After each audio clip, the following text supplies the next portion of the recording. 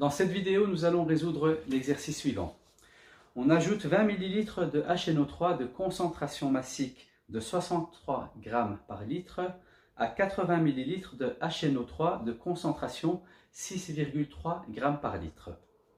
Et ensuite, on ajoute 40 ml d'eau. Quelle est la concentration massique de la solution finale? Dans un premier temps, nous allons décortiquer notre exercice afin de mieux le comprendre. Quand je parle du fait de le décortiquer, c'est-à-dire que l'on va le résoudre en 4 étapes. On nous parle d'une solution de 20 ml avec une concentration massique de 63 g par litre que l'on va ajouter à une autre solution. Donc, on va maintenant s'arrêter à notre solution numéro 1. On nous dit que le volume est de 20 ml et la concentration massique est de 63 g par litre.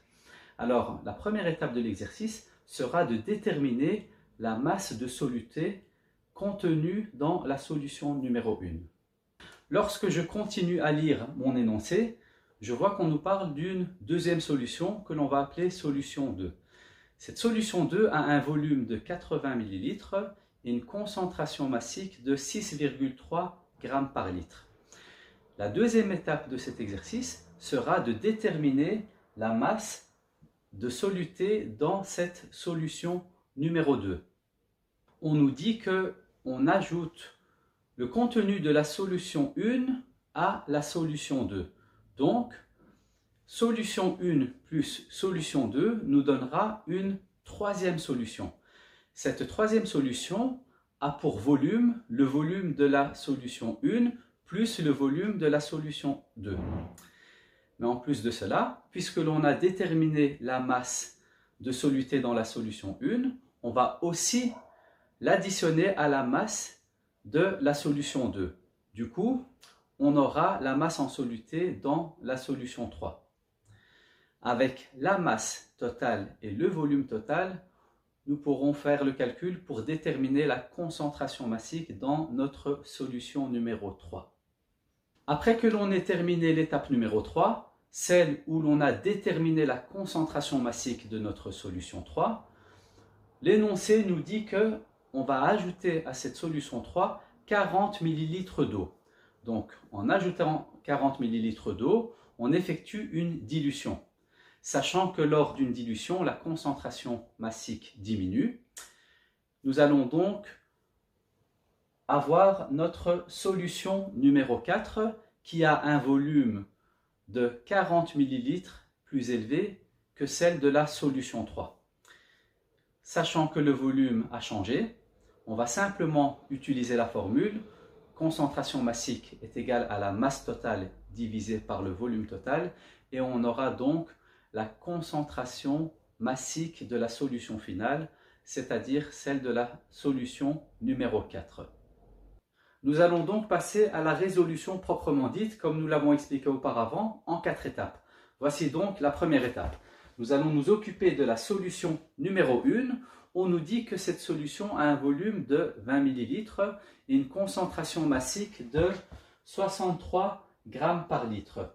Donc, au niveau de notre volume de 20 ml, on va tout d'abord le convertir en litres. Ça nous fait donc 0,02 litres. Au niveau de cette solution, nous devons trouver la masse de soluté. Donc, la masse est notre inconnue, sachant que notre masse devra être en grammes. Ensuite, la formule à utiliser, c'est concentration massique est égale à la masse divisée par le volume. On transforme donc la formule pour avoir la masse qui est égale à la concentration massique fois le volume. On applique la formule. Masse est égale à 63 g par litre fois le volume en litres, donc fois 0,02 litres. Et nous obtenons pour notre solution numéro 1 une masse de soluté qui est égale à 1,26 g. Voici donc l'étape numéro 2. Nous avons notre solution numéro 2 qui a pour volume 80 ml et qui a pour concentration massique 6,3 g par litre. Nous devons donc trouver la masse de soluté dans notre solution numéro 2.